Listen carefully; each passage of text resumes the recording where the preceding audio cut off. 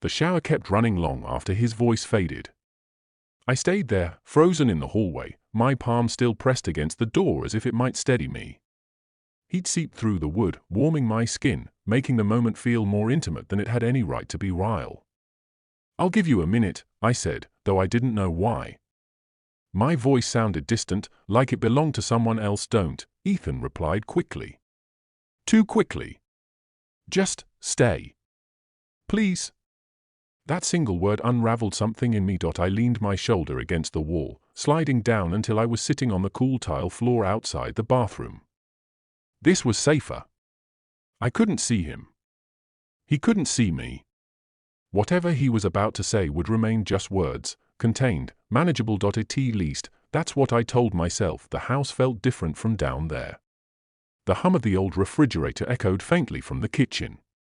Pipes knocked somewhere behind the walls.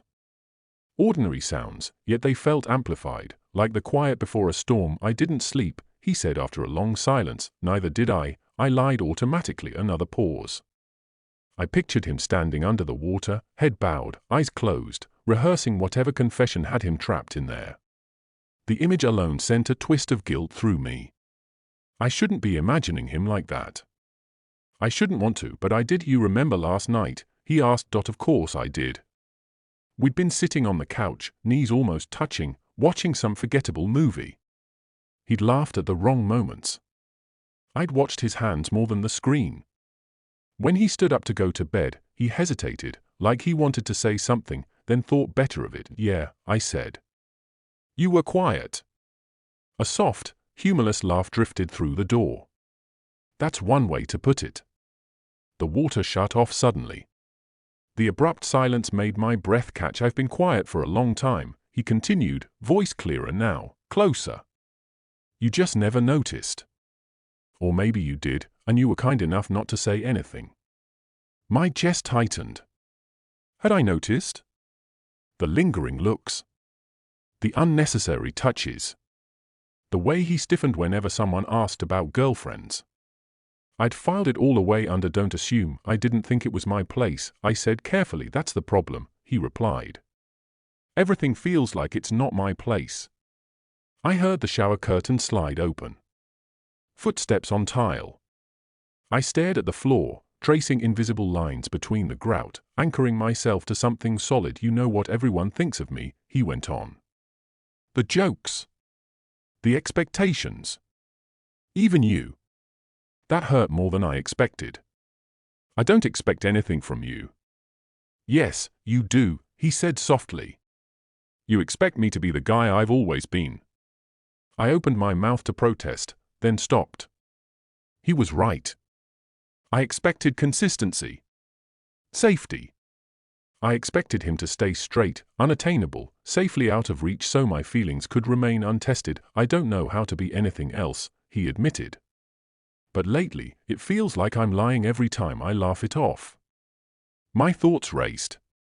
This conversation was drifting somewhere dangerous, somewhere I'd avoided for years. Every instinct screamed to redirect, to lighten the mood, to preserve what we had. So what changed? I asked instead. Another pause. "Longer this time, he said. The word hit me like a physical blow. I pressed my forehead against my knees, trying to breathe. "Ethan, let me finish," he cut in, not harshly, but with an urgency that left no room for argument. "I don't mean it the way you're probably thinking. Or maybe I do. I don't even know anymore." The bathroom door clicked as it unlocked. My heart slammed against my ribs. He didn't open it. "I started noticing things," he said. "Stupid things. The way you fall asleep on the couch with your glasses crooked. The way you always know when I'm in a bad mood, even when I don't say anything." I swallowed hard, and then I started thinking about what it would be like if someone else noticed those things about you, he continued. And it made me angry. Which made no sense. Because I don't get to be angry about that. My hands trembled. I curled them into fists, nails digging into my palms. "You're my best friend," he said. "You're not supposed to be this. This." The word hung between us, heavy with implication. The door creaked open an inch. Steam spilled into the hallway, carrying the scent of soap and something unmistakably human. I kept my eyes on the floor, painfully aware of how close he was now. "I'm not asking you to say anything," he added quickly. "I just needed you to know. Because keeping it to myself feels worse than whatever happens next." "Whatever happens next." I forced myself to look up. He stood there wrapped in a towel, hair damp and curling at the edges, eyes searching my face for something, reassurance, maybe. Or absolution. He looked exposed in a way I'd never seen before, stripped of sarcasm and certainty. For a moment, neither of us spoke. The world narrowed to the space between us, charged and fragile. I could hear my own heartbeat, loud and traitorous. "Ethan," I said finally, my voice barely above a whisper. "You don't have to figure everything out right now." "I know," he replied. But I had to stop pretending. He shifted his weight, the towel slipping just slightly, and I looked away instantly, heat flooding my face. The movement shouldn't have meant anything. But it did. Everything did. "I should get dressed," he said. "Yeah," I agreed too quickly. "Yeah, that's probably a good idea." He hesitated, then closed the door again, leaving me alone in the hallway with 1,000 unspoken thoughts and a single, terrifying realization: nothing between us was simple anymore. As I stood there, listening to him move around on the other side of the door, I couldn't shake the feeling that whatever he'd just confessed was only the beginning, and that soon, one of us would cross a line neither of us had ever intended to draw. The rain had started softly, like a hesitant whisper, tapping against the window panes of my room. I sat on the edge of my bed, staring at the dimly lit street outside, the glow of the street lamp casting long shadows that swayed with the rhythm of the wind. My apartment felt unusually silent, almost heavy, as if the walls themselves were holding their breath. It was a Friday evening, ordinary in every sense, and yet I couldn't shake the uneasy feeling that had settled in my chest hours earlier. I heard the creak of the floorboards in the hallway and froze. My brother, Jamie, should have been home by now. He was supposed to pick up groceries, or at least send a message if he was going to be late. But there was nothing. Just the faint drip of rain from the eaves, a distant car horn, and my own restless heartbeat. Jamie and I had always joked about things we never admitted out loud. Things that were whispered in the safety of our shared childhood bedroom, in the dark corners of teenage nights when our parents were asleep. We never meant anything, I told myself. Yet tonight, the memory of those words, his words, made the hairs on the back of my neck stand on end. They weren't just memories, they were questions left unanswered, a tension between us that had never fully disappeared. The apartment felt colder than usual. I wrapped my arms around myself, trying to ignore the tiny shiver that wasn't entirely from the chill. I could almost hear him moving, soft footsteps, a subtle shift in the air, the faintest scent of his cologne.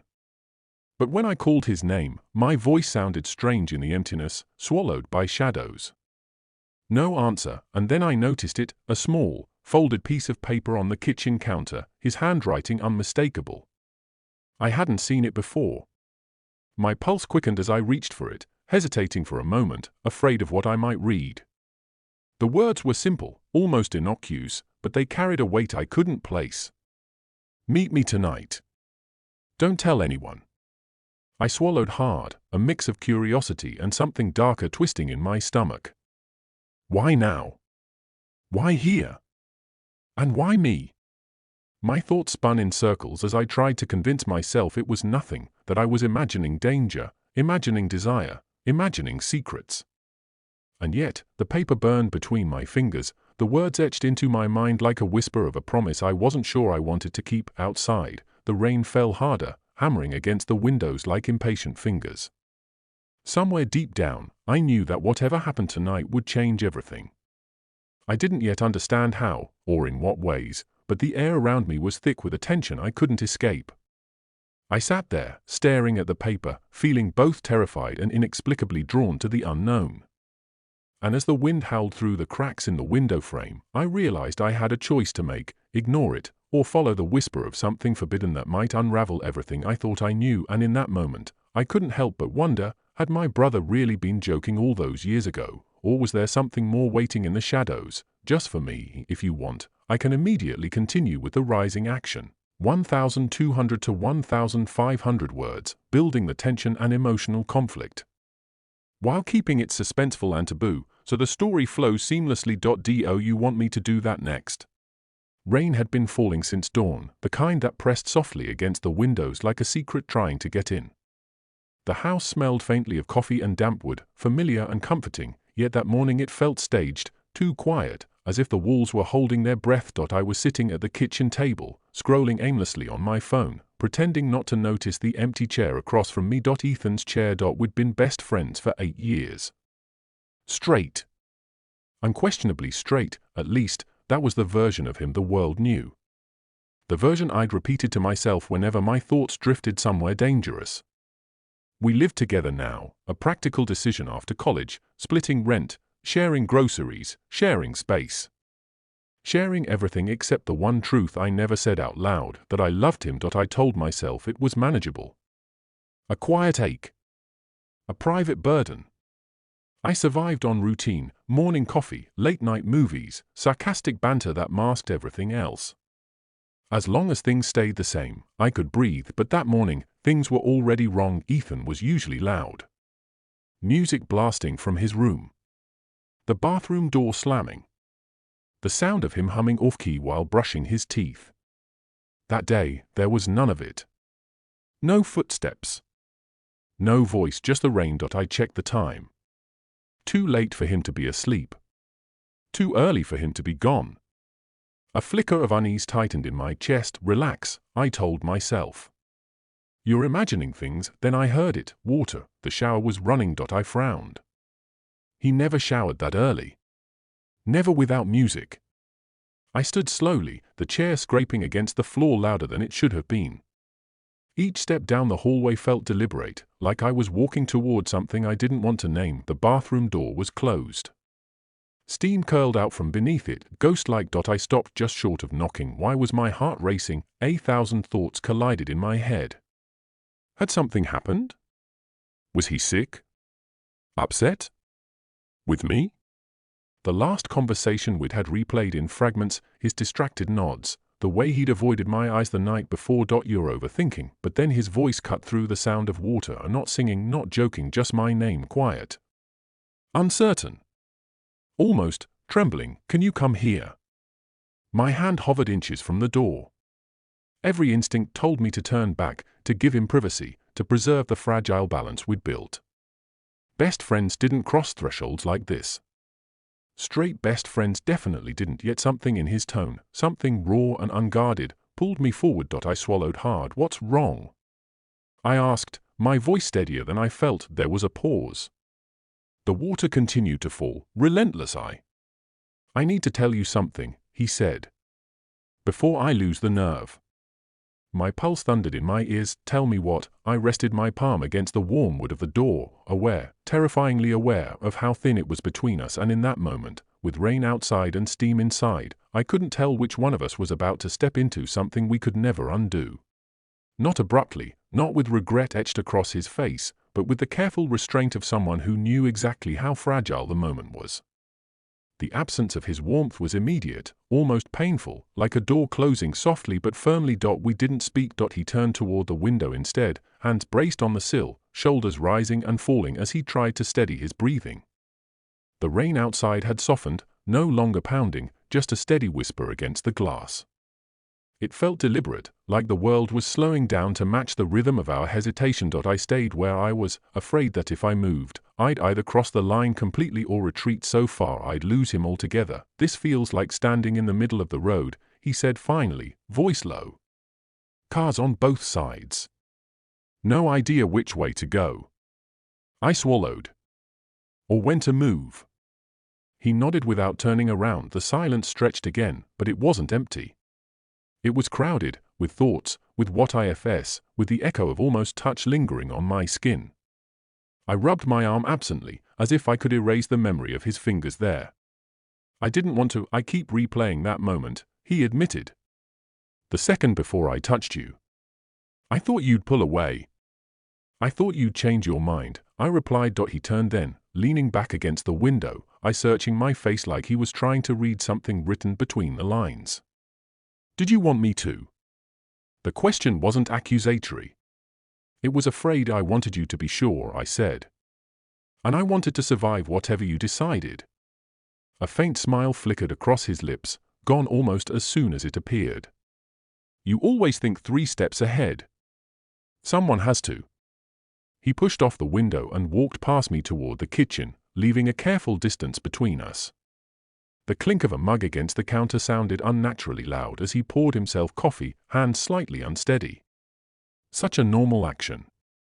Such a strange contrast to what had just happened. Do you hate me? He asked suddenly, without looking up. The question stunned me. What? No. Of course not. For dragging you into this, he clarified.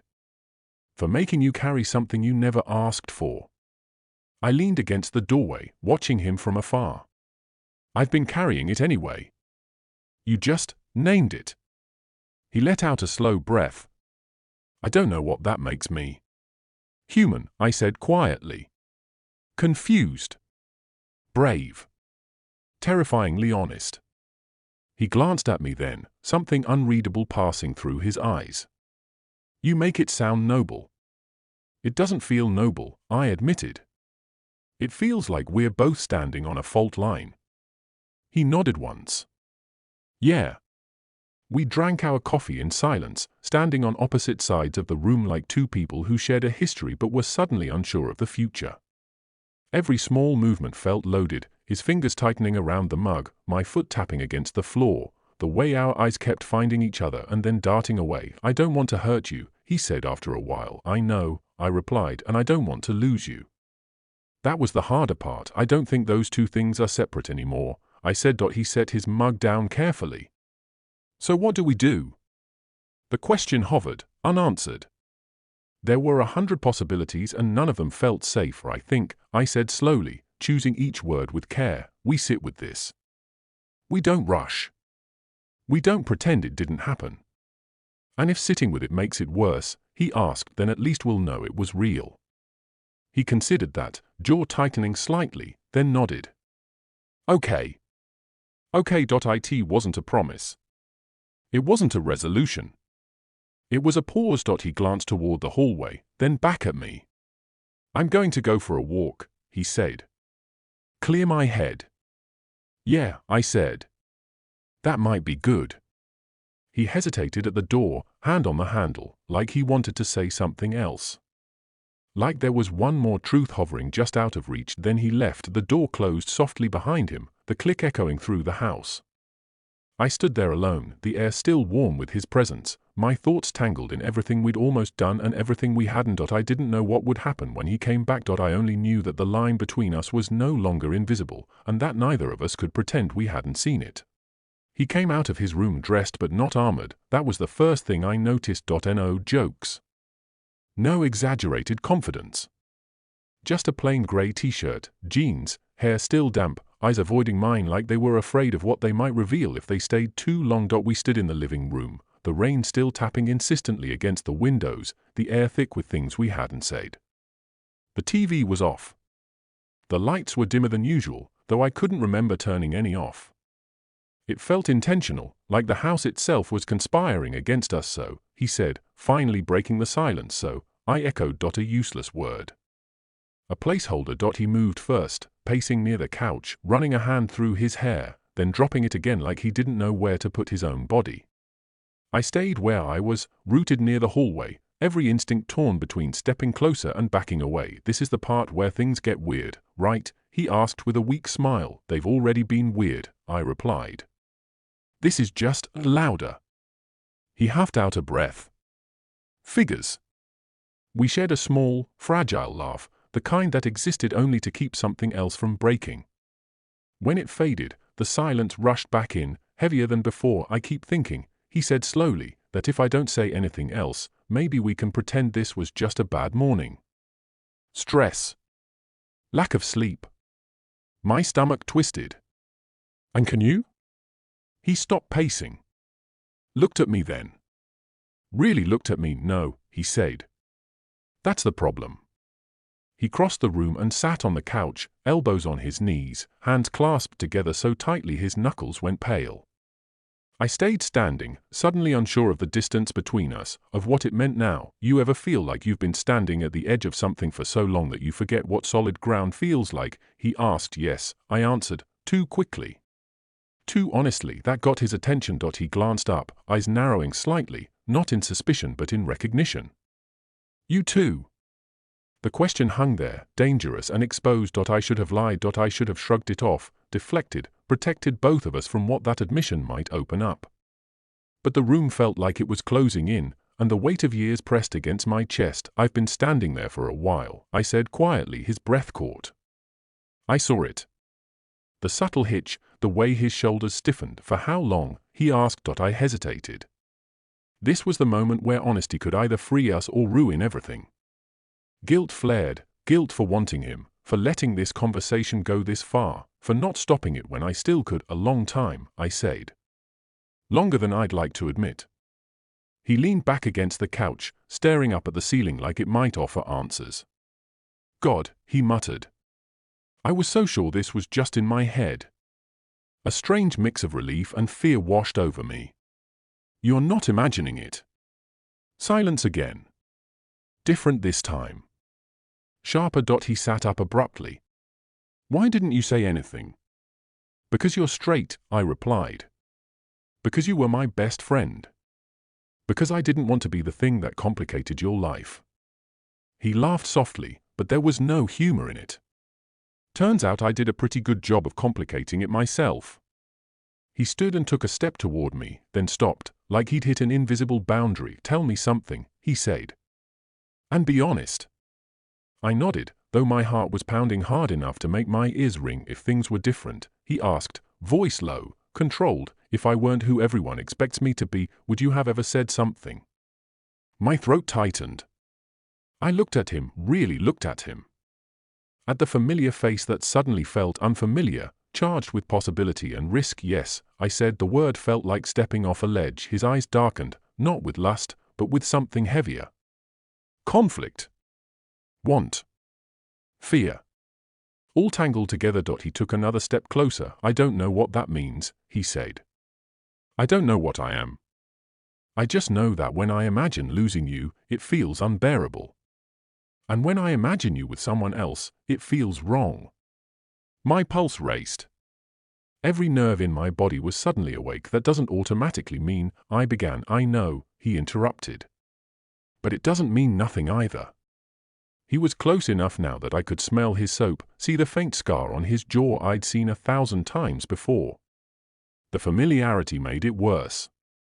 Made it more intense. Neither of us moved. I was acutely aware of my own breathing, of the space between us shrinking without either of us touching. This was the edge. The point of no return. If we cross this line, I said, voice barely steady, we don't get to go back to how things were. He nodded. I know. And if you realize later that this was just confusion, I continued, or curiosity, or fear of being alone, I live with that, he said. I already am. His honesty disarmed me more than any touch could have. Slowly, deliberately, he lifted his hand, not to grab, not to pull, but to hover near my arm, giving me time to pull away. I didn't. The back of his fingers brushed my skin, tentative, questioning. The contact was light, almost nothing, yet it sent a shock through me that stole my breath. He froze immediately. Tell me to stop. I searched his face. Saw the vulnerability there. The trust. Don't, I whispered. That was all it took. He didn't kiss me. Not yet. Instead, he rested his forehead against mine, eyes closed, breathing uneven, like he was trying to memorize the moment without breaking it. This is real, he murmured. Right. Yes, I replied, though my chest ached with the weight of what that meant. We stayed like that, suspended in a fragile in-between, where nothing had been fully done but everything had changed. Outside, the rain intensified, drumming against the windows like applause or warning. I couldn't tell which. All I knew was that when he finally pulled back, his eyes held a question neither of us was ready to answer, and whatever came next would demand a choice neither of us had planned to make. The apartment felt impossibly quiet after that first moment, the world outside reduced to the relentless rain and the occasional distant car horn. Every creak of the floorboards, every whisper of wind against the window, seemed amplified, pressing against the fragile bubble that had formed around us. Jamie sat on the edge of the couch, his head bowed, hands clasped tightly together. I remained standing, a few feet away, unsure whether I wanted to close the distance or run. The paper I had brought earlier still burned a weight in my pocket, a reminder of the choice that had led me here. I tried to steady my breathing, but it came in uneven, shallow bursts. My heart still raced, caught between the rush of what had just happened and the fear of what it meant. Oh, Jamie finally looked up, his eyes meeting mine. There was something different there now, something raw, vulnerable, and painfully honest. "I didn't mean for it to happen like that," he said quietly, almost apologetically. You didn't mean it?" I asked, my voice shaky, betraying more emotion than I intended. "Jamie, we can't," he interrupted, shaking his head. "I know. But I can't pretend it didn't happen either. Not with you." The tension between us thickened, heavy and suffocating, like the air before a storm breaks. I wanted to speak, to clarify, to demand answers, but words felt inadequate, too sharp, too permanent. Instead, I sank onto the couch across from him, keeping a careful distance. My hands rested in my lap, trembling slightly as I tried to process the whirlwind of feelings, desire, guilt, fear, and a strange, undeniable relief. Outside, the rain intensified, drumming against the windows in chaotic rhythms that mirrored my own thoughts. I noticed small details I had ignored before, the way his sleeve was damp from the storm, the faint tremor in his fingers, the barely perceptible tension in his jaw. Every detail seemed magnified, every movement weighted with unspoken meaning. "Do you regret it?" I asked finally, my voice almost a whisper. The question hung in the air, fragile and dangerous. Jamie didn't answer immediately. He leaned back, staring at the ceiling as if searching for some invisible answer. After a long pause, he said, "I don't know. I think I've wanted it for years, but I never thought it would feel like this. Like everything's changing. Everything's changing." The words resonated in my chest. I felt it too, the subtle shift in our relationship, the invisible line we had crossed, and the uncertainty of what came next. The ordinary boundaries we had maintained for years were gone, replaced by a charged tension neither of us fully understood. I tried to focus on something mundane, anything to regain composure, and my eyes fell on the rain outside. Droplets streaked the window, merging and separating in a slow, hypnotic pattern. I imagined our feelings like that, merging, splitting, impossible to control. And just like the rain, there was no clear path, no certainty, only the chaotic beauty of it all. Jamie's gaze found me again, and I felt the weight of his stare.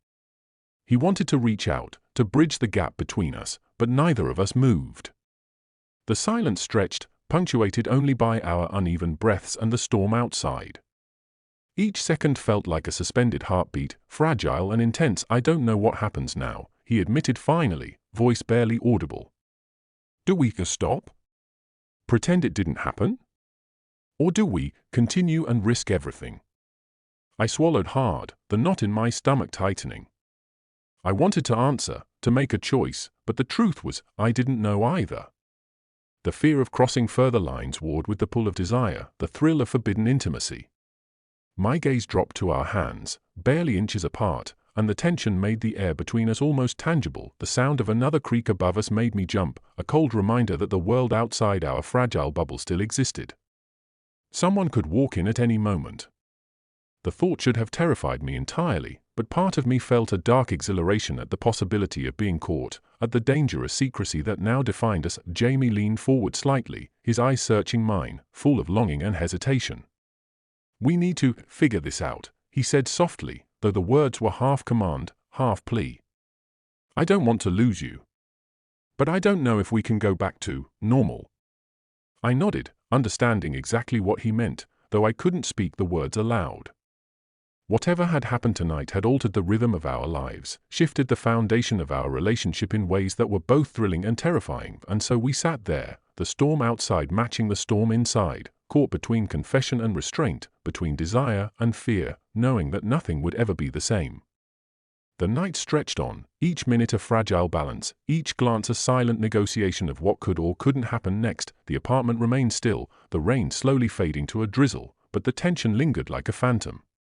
Unspoken questions hung between us. What happens if someone finds out? Can we ever return to a world where these desires remain secret? And most importantly, how much longer can we resist the pull we both feel? For the first time in years, everything was uncertain, and the uncertainty was as intoxicating as it was terrifying. We had crossed a line, yet the consequences remained unseen, unresolved, suspended in a fragile, delicious tension that neither of us could ignore. Falling action highlights focused on small emotional reactions and details, trembling hands, damp sleeves, gazes, explored internal conflict, guilt, desire, fear, and hesitation, maintained suspense, unresolved questions, potential exposure, showed shifted dynamics. The relationship is forever changed, boundary crossed, left the story ambiguous. Setting up the final cliffhanger. If you want, I can now craft the conclusion. Cliffhanger, 400 to 600 words, leaving the story on a dramatic, unresolved note that keeps the audience hooked. Do you want me to continue with that next?